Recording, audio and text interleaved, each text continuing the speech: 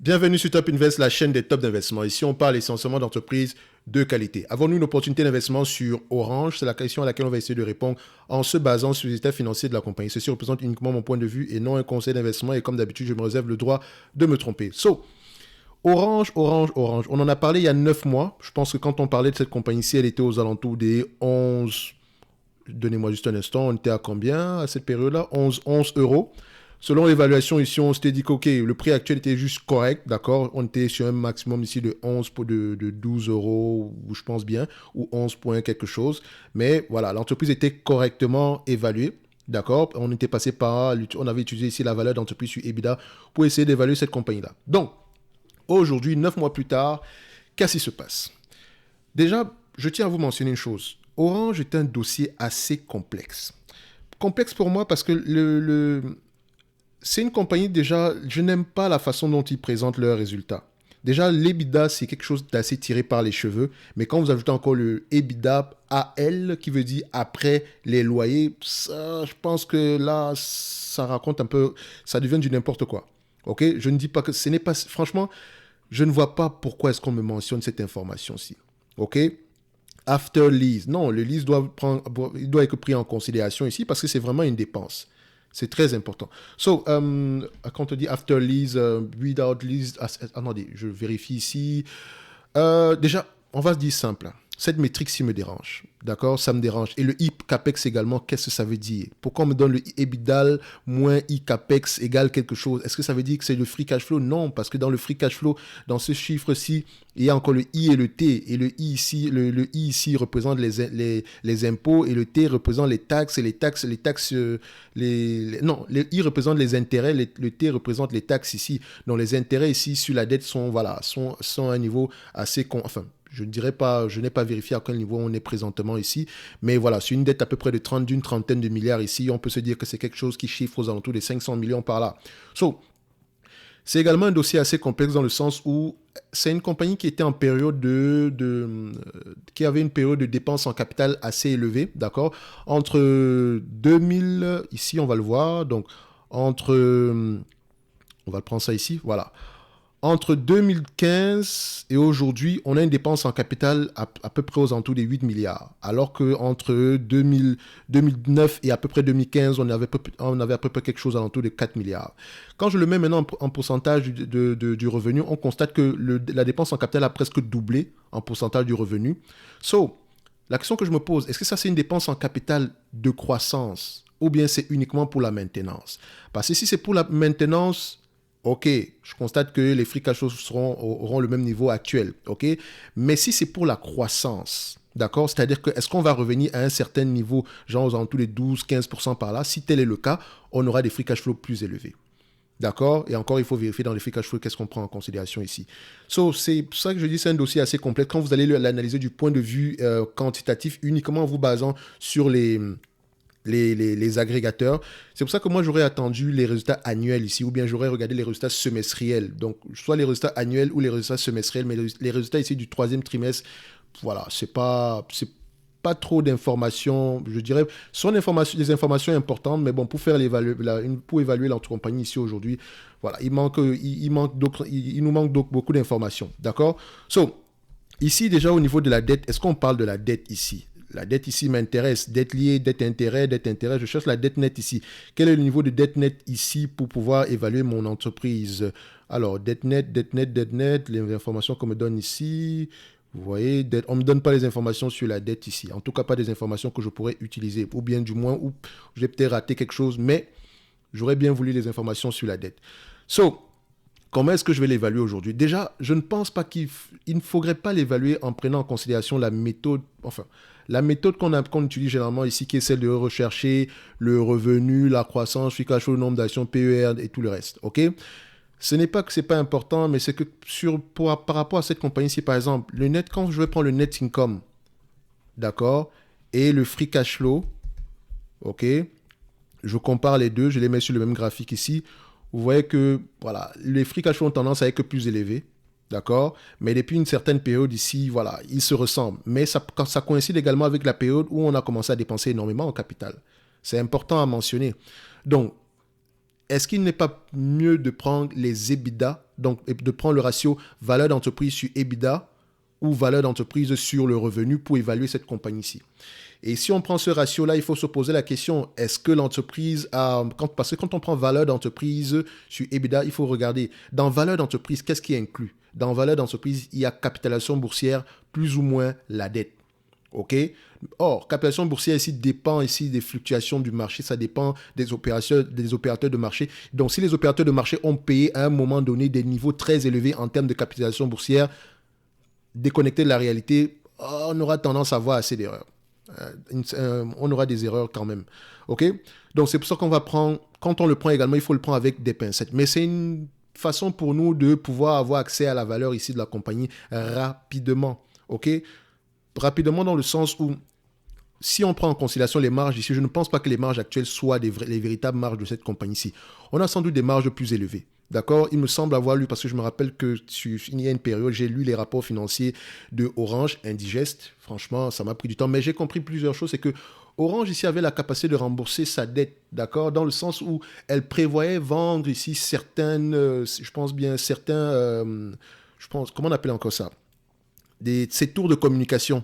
Donc, elle voulait les louer, les vendre ici à une compagnie comme AMT ou des choses comme ça. Donc, ça lui permettait ici de lever du capital, de rembourser de la dette ou bien d'investir dans son infrastructure. Je pense également qu'elle a dû faire l'acquisition ici d'une de ses entités en Belgique. Donc, c'était un segment, c'est un peu complexe d'analyser cette compagnie-ci. Donc, je vais passer directement par la valeur d'entreprise sur EBITDA et la valeur d'entreprise sur le revenu. On va comparer les deux. On va essayer de voir si on tombe à peu près sur la même tendance. OK? Donc, ici...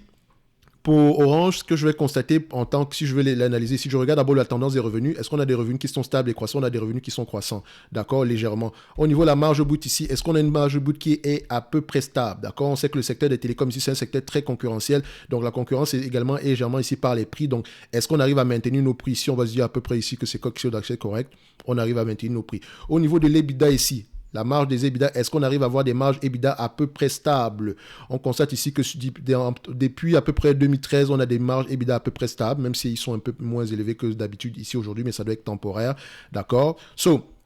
Après ça, je regarde ici la dette nette. D'accord? La dette nette sur EBITDA, c'est la partie qui m'inquiète. D'accord? Quand on prend la dette nette sur EBITDA, vu comme ça, c'est 2,3 fois, avec les EBITDA, on peut rembourser la dette ici, 2,3 fois la dette nette. Mais attention, l'entreprise ici dépense énormément en capital, d'accord? La dépense en capital ici, si c'est une dépense en capital de maintenance, c'est trop élevé. Enfin, dans le sens où, quand vous prenez le ratio maintenant, dette nette sur EBITDA ici, moins capital expenditure, moins la dépense en capital, vous avez 6,2 fois. Or, je veux que ce soit inférieur ou égal à 5, même en prenant en considération la dépense en capital. Mais si la dépense en capital, le différentiel ici représente à peu près quelque chose comme...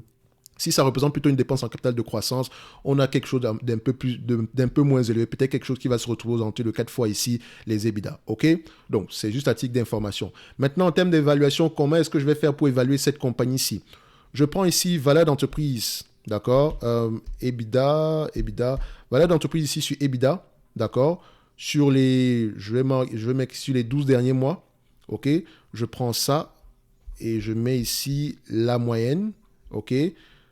Alors, la moyenne ici, vous constatez qu'il y a des gens très très intelligents qui ont payé aux alentours des années 2000. C'est pour ça que quand on prend soit l'exemple de Orange dans les années 2000, etc., on se dit que oui, si tu avais acheté ici à ce niveau-ci, tu aurais perdu de l'argent. Mais qui est fou pour acheter une entreprise à 25 fois les bénéfices? Elle était juste surévaluée. Quelqu'un de normal n'aurait pas acheté l'entreprise ici, même si on avait un potentiel de croissance, Internet, blablabla. Il faut également se mettre dans la situation du moment. C'était une nouvelle industrie. C'est pour ça que les nouveaux secteurs, les nouvelles industries, l'avenir, tout ça, moi, j'évite. Je reste un peu à l'écart. Donc, quand on parle d'hydrogène, les machins, la voiture électrique et tout le reste, c'est bien pour vous. Ça ne me dérange pas. Mais tant qu'il n'y a pas de bénéfice net ici, tant qu'on ne s'autofinance pas, ne venez pas me chercher. D'accord? Donc, si on prend par exemple ici les free cash flow à cette période-là, qu'est-ce qu'on constate? Est-ce qu'on avait des free cash flow assez élevés? Bon, quand on regarde, on avait quelque chose, mais rien du tout pour justifier un prix pareil. Parce que si on prend le price to free cash flow à cette période-là, qu'est-ce qu'on avait? Le price to free cash flow, constatez que le price to free cash flow, en tout cas au plus haut ici, on était sur un price to free cash flow de 52 fois le revenu. 52 fois les free cash flow plutôt. 52 fois. D'accord? Peut-être qu'il y avait une bête de croissance ici. Mais bon, est-ce que ça justifiait ce niveau-là? Point d'interrogation. On peut retourner. Hein. On a les archives. Donc, on peut retourner ici. On était sur une croissance à peu près 10%. Oh là là, peut-être ici, au plus haut, on a connu une croissance à peu près de 20-25% ici, mais même ça, sur 20 fois les bénéfices, 20% de croissance, si vous le mettez de manière cumulée ici sur 5 ans, voilà, vous pouvez payer 50, si vous payez 50 fois les bénéfices, en réalité, sur 5 ans plus tard, vous aurez toujours 25, et que si 5 ans plus tard, en réalité, vous aurez payé 25 fois les bénéfices, ce qui est toujours un niveau assez élevé. Donc, faites attention. Donc, on revient ici dans le contexte du moment. OK? Sur cette compagnie-ci, la moyenne est de 5,5 fois les EBITDA, la médiane. OK? Sur les 10 dernières années, c'est 5,3 fois. Sur les 5 dernières années, 4,7 fois. Je vais prendre les 10 dernières années ici. 5 points, enfin, on va prendre on peut se dire 5,5 fois. On va le faire comme ça. Simple. 5,5 fois. OK? 5,5 fois les EBITDA. Or, quand on prend 5,5 fois les EBITDA, l'EBITDA ici est de combien en date d'aujourd'hui? EBITDA. Et l'EBITDA ici, je prends l'EBITDA moyen sur les 5 dernières années. OK? Donc, quand on prend l'EBITDA ici, je ne prends pas l'EBITDA sur les 12 derniers mois ici, d'accord? Je prends une certaine moyenne parce que ça peut être bien plus élevé que ça dépend du moment. Donc, ici, la moyenne des EBITDA ici sur les 10 dernières années est à peu près de 12 milliards. 5 dernières années, 12 milliards 320. Donc, je prendrai les 5 dernières années ici, 12 milliards 320. Donc, quand on prend ici 12 milliards 320, d'accord, multiplié par 5,5 fois les EBITDA, ça fait 67 milliards 76, moins la dette nette. Pourquoi moins la dette nette? Parce que ici, en faisant 5 points EBITDA fois 5,5, on trouve la valeur d'entreprise. Or, ici, on cherche plutôt la valeur, on cherche plutôt la capitalisation boursière ici. Donc, on doit enlever la dette, encore une fois. Donc, on doit enlever la dette ici, d'accord? Quand on enlève la dette ici, on prend la dette nette, donc 31,40, d'accord? Donc, si c'est la véritable dette nette ici, donc moins 31,40, ça donne ici une valorisation aux alentours de 36 milliards. 36 milliards ici divisé par le nombre d'actions. D'accord? Le nombre d'actions actuel est de combien? Donc, nombre d'actions ici, on a 2,9 milliards d'actions. Donc, divisé ici par 2,9 milliards d'actions, on sera une valorisation de 12,53 €. 12,53 € serait la valeur de cette compagnie-ci en date d'aujourd'hui. On n'est pas si loin de la première valorisation ici. OK? Donc, maintenant, cette valeur-ci dépend du fait qu'on maintienne les EBITDA, qu'on reste au niveau de la moyenne, d'accord? Ça dépend également du fait que la dette reste à peu près au même niveau, parce que si la dette diminue, on aura tendance, ce chiffre aura tendance à augmenter, à toute chose étant égale par ailleurs, donc si l'EBITDA reste constant, d'accord? Si ça augmente, on aura quelque chose en moins ici. Donc, il faut faire attention ici. Donc, c'est pour ça que je dis, en date d'aujourd'hui, Orange serait correctement évalué. Donc, si on prend ici EV sur EBITDA ici, donc ça ici égale EV sur EBITDA 5,5 égale, ça fait ici 12 euros, combien? 12,53 €. OK.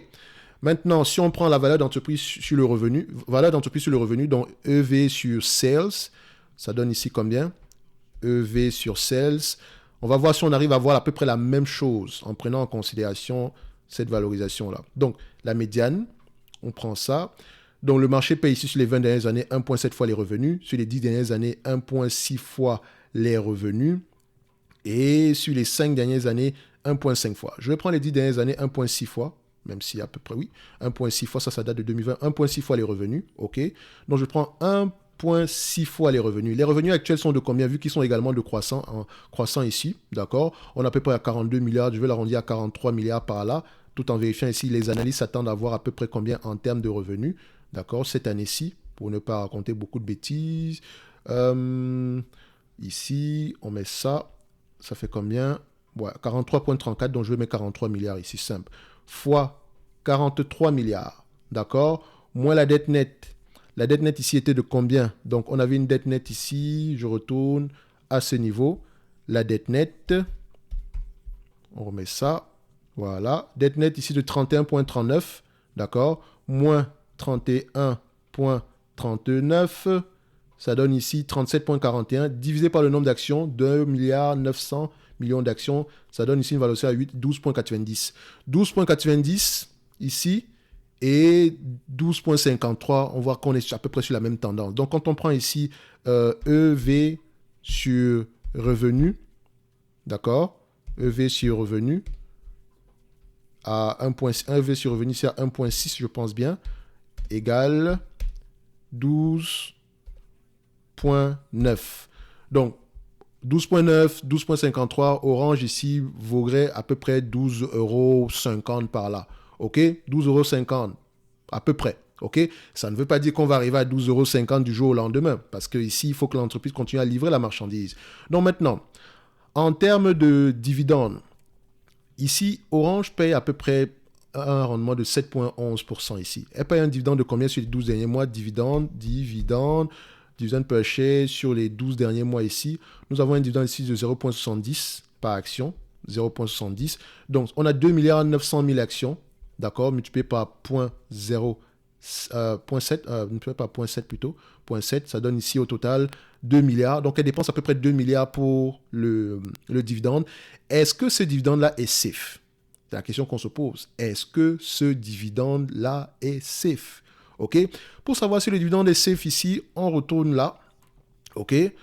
Je vais prendre les free cash flow qu'on a présentement ici, tout en mentionnant que ces free cash flow-là sont, voilà, pourraient être bien plus élevés que ce qui est indiqué ici aujourd'hui. En moyenne, sur les 5 dernières années, elle a récolté à peu près 2,5 milliards. En moyenne. Sur les 3 dernières années, 3,17 milliards. Donc 3,17 milliards moins 2 milliards, ici, ça fait à peu près 1 milliard de différence. 2 milliards 500 moins 2 milliards, ici, c'est à peu près 500 millions de différence. Donc, si on prend maintenant la même chose avec les net income, on regarde, parce que la rentabilité, je ne pense pas que la véritable rentabilité de l'entreprise ici, là, soit ce qui est affiché aujourd'hui. C'est pour ça que je dis, faites attention. Au niveau des net income, c'est 2 milliards. Sur les 5 dernières années, sur les 10 dernières années, sur les 3 dernières années, ici, on a à peu près combien? 2 milliards 600. Donc, comme je l'ai dit, voilà, si on le prend du point de vue des net income, on va se dire ici qu'on paye, le payout ratio est très très élevé. Mais si on le prend au niveau des free cash flow ici, on va se dire que le payout ratio est, voilà, on a à peu près un différentiel. On paye à peu près 2/3 de ce qu'on gagne en termes de dividendes.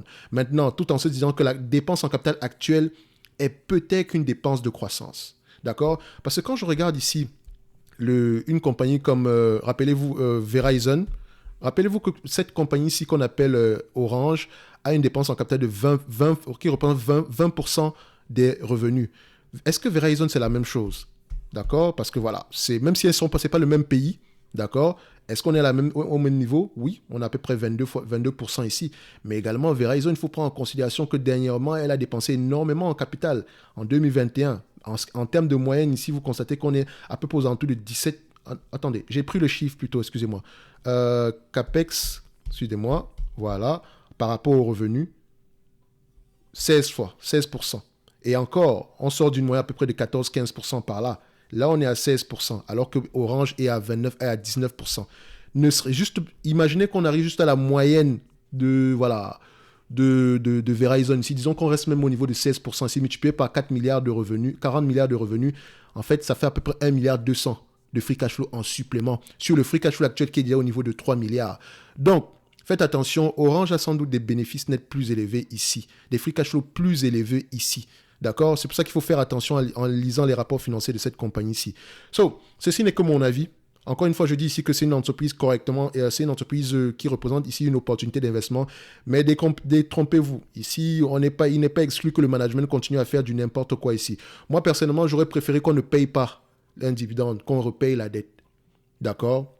J'aurais préféré. D'accord? Repayer la dette ici, améliorer l'infrastructure, ok? Et maintenant, allons nous concentrer sur les dividendes. Je ne dis pas qu'elle ne peut pas payer le dividende, mais bon, ça c'est ma préférence. Il y a également ici une compagnie comme Telefonica, qui est une compagnie qui paye un gros dividende ici, mais également qui a énormément d'actifs cachés, d'accord, notamment des tours de télécommunications, des actifs dans d'autres pays, etc., qu'elle essaye de revendre en date d'aujourd'hui, qui a peut-être un potentiel plus élevé que ça. Même si elle représente à peu près 50 milliards de dettes ici aujourd'hui, mais c'est un 50 milliards de dettes qui peut être repayé en vendant certains actifs de la compagnie. C'est quelque chose qu'elle a déjà commencé à faire en date d'aujourd'hui.